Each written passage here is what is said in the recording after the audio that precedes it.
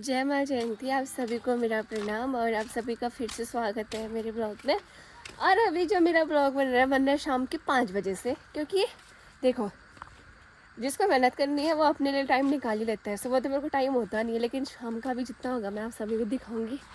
और आगे है दिशु रानी। आज मोनू नहीं आई है घास काटने, क्योंकि देवो की तबीयत खराब हो रखी है, इसलिए मैं इसको पकड़ के लेके आ रही हूँ। चल मेरे साथ करके। आप सोचो कि इस भावना को अभी हो रहा है टाइम अपने ब्लॉग बनाने का।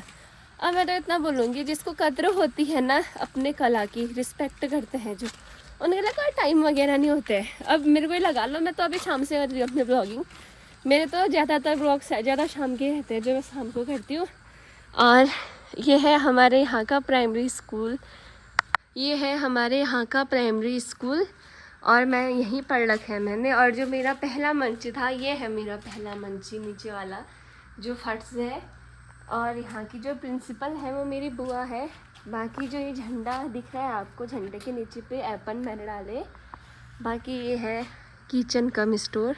और आजकल देखो कितना सुंदर, आज नहीं बहुत पहले, इसको 5-6 साल से ज़्यादा हो गए हैं। ये देखो कि आप देख सकते हो यहाँ पर सुंदर से सूरजमुखी के फूल खिल रखे हैं बहुत प्यारे से। ये देखो, ये रहे ये। गाइस मौसम देखो ऐसा हो रखा है, अब भी बारिश हुई और अब भी धूप भी आ गई। और ध्वज में देखो कोहरा कैसे लग रहा है। यह है ध्वज जयंती माता। और आपको एक चीज़ दिखाती हूँ। पता है गाँव में कुछ चीज़ें ऐसी है ना मस्त टाइप की, मैं बता नहीं सकती। जैसे वहाँ देखो आप, यहाँ अंधेरा टाइप का हो रखा है। आपको लगेगा कि वहाँ अंधेरा हो गया, लेकिन नहीं है, ऐसा बिल्कुल भी नहीं है। वहाँ ना बारिश आ रही है उस साइड को। अगर इस साइड पहाड़ में बारिश आएगी तो यहाँ भी बारिश आएगी। जैसे बारिश आती है ना तो हम पहले सावधान हो जाते हैं। जो कपड़े वगैरह हम सुखाने के लिए डाले रखते हैं तारों पे, उनको उठाते हैं।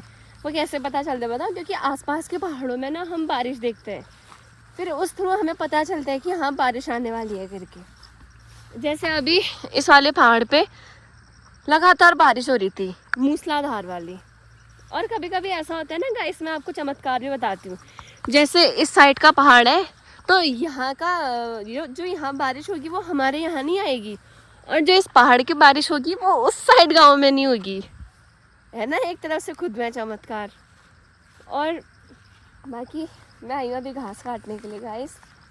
और जो आज मेरा ब्लॉग होगा वो पूरा वो घास के ऊपर ही होगा।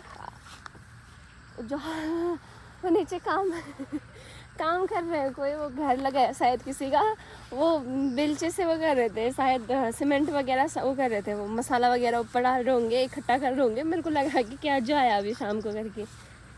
और आपको बता दी, जैसे हमारे यहाँ झस्स पड़ती है ना तो हम क्या करते हैं, जो बेताल बुआ, क्योंकि हमारे यहाँ बेताल है, ऐसा बोलते हैं कि छल छरिद्र, जब भी हमें कुछ ऐसा लगे कि हाँ हम बीमार होंगे या फिर हमारे साथ कुछ होगा करके, तो आप बोल रहे ना पहाड़ी में छल यही होता है, अचानक से झस्स पड़ना, यही हमारी वो होती है पहचान पहाड़ियों की, झस्स पड़ गई पहाड़ी को। बाकी ये देखो गाइस घास, अभी काटूंगी मैं घास।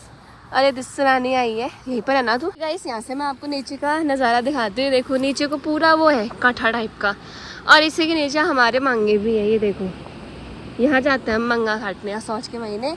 और बाकी जो ये आपको दिख रहा है ना घर जैसा, ये घर नहीं है, ये घट्ट है। पहले के टाइम पे आटा चावल जो भी होता था सब यहीं पिसवाते थे, लेकिन आज के टाइम पे ये चीज़ें बहुत लुप्त होती जा रही है। और वो वहाँ पर है देखो छोटी सी नदी। जब हम छोटे थे ना तो हमारे गांव में जो बच्चे थे उनमें एक कहानी बड़ी प्रसिद्ध थी, पता है क्या?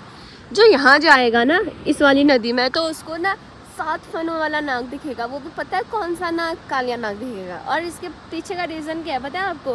क्योंकि इसके ऊपर ही हमारा गांव है, और ये इसलिए बोला जाता था कि बच्चे डरें और यहाँ नहीं जाएं करके, क्योंकि उस टाइम पे यहाँ बहुत बड़ी नदी थी। अब तो जैसे जैसे कलयुग का प्रभाव बढ़ते जा रहा है, जैसे जैसे क्या कहते हैं प्रकृति के साथ खिलवाड़ हो रहा है, पेड़ जंगल सब कट रहे हैं, तो पानी कहाँ से आएगा? जाहिर सी बात है, पेड़ पौधे नहीं होंगे तो पानी कहाँ से आएगा? इसलिए फिर हम लोग नहीं आते थे यहाँ उस टाइम पे। बारिश मतलब पानी बहुत आता था। एक दिन तो बोलते हैं कि जब यहाँ घट्ट पीसने के लिए मेरे पापा आए थे, मेरी मम्मी भी आई थी, तो मेरी मम्मी कहती कि तेरे पापा आधी नदी तक बह गए थे, इतनी खतरनाक नदियाँ आती थी यहाँ की। तभी हमारे यहाँ ऐसा चलाते थे, अफवाह टाइप के चलाते थे कि नहीं जाते हैं, कालिया नाग होते हैं करके। और ये काम भी करता था, पता है, हम आते भी नहीं थे और हम कभी गए भी नहीं यहाँ। मैं तो आजकल जैसे बड़ी हो रही हूँ तब, वरना जब मैं छोटी थी मैंने यहाँ देखा भी नहीं है कि कैसा है करके। एक ब्लॉग में डाला था मैंने ये घट्ट का, आपको याद भी होगा। बाकी शाम का मौसम कुछ ऐसा है, नज़ारे बड़े प्यारे हैं।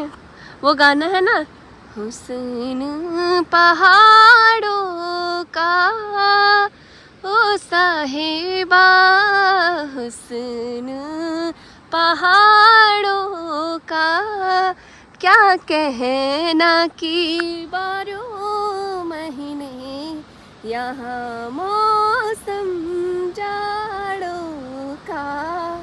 आवाज़ थोड़ी ऐसी हो रखी है, बाकी गाना गाया तो मेरे से होता नहीं है, बस मैं थोड़ा गुनगुना लेती हूँ क्योंकि मेरी आदत है। और साथ ही में जो गाइस आपको यहाँ दिख रहे हैं ना, ये भट्टे की खेती है। देखो इस साइड वाले में भी, कहाँ गई मेरी उंगली, हाँ, इस साइड वाले में भी और उस साइड वाले में भी जो आपको दिख रहा है खेत खलियान, ये सब भट्टे की खेती है यहाँ की। बाकी गाइस जो मैं यहाँ पे बैठी हूँ ना, ये हमारे यहाँ का व्यू पॉइंट कह सकते हो आप। जो भी हमारे यहाँ आता है, जैसे हमारे यहाँ पूजा वगैरह भी होती है ना, जो बाहर से आते हैं, खटीमा मुंबई और क्या कहते हैं दिल्ली विल्ली वगैरह से आते हैं, तो उनकी ना आपको यहाँ पर फोटो जरूर मिलेगी। पता है, ये हमारे यहाँ का फेमस कट है ये हमारे यहाँ का। और ये उतना खतरनाक और डरावना नहीं है। मैं तो इतना कहूँगी कि जैसे किसी का झगड़ा वगड़ा होता है, अपने बॉयफ्रेंड को धमकी देनी होती होगी या फिर अपनी गर्लफ्रेंड को धमकी देनी होगी ना, तो यहाँ पर बैठ के खाली कह देना मैं तो सुसाइड करने जा रहा हूँ करके। वो बेचारा वैसे ही पगली जाएगा, ये क्या कर रही है, ये क्या कर रहा है करके। वैसे मजाक कर रही हूँ गाइस, किसी को मौत की धमकी नहीं देते, क्योंकि तुम्हारी जिंदगी है, जाएगी तो तुम्हारी जिंदगी जाएगी ना, सामने वाले की थोड़ी ना जा रही है। थोड़े अपने दिमाग से भी काम लगाना उस टाइम पे। मजाक कर रही हूँ मैं। बाकी प्राकृतिक नज़ारों का आनंद लीजिए, आनंद। चिड़ियाओं की चहचहाहट, साथ में आजकल जो मेढक टर टर करते हैं ना, वर्षा ऋतु में कोयलें बोलना छोड़ देती है, क्योंकि इस ऋतु में मेढकों का बोलना ही अच्छा लगता है।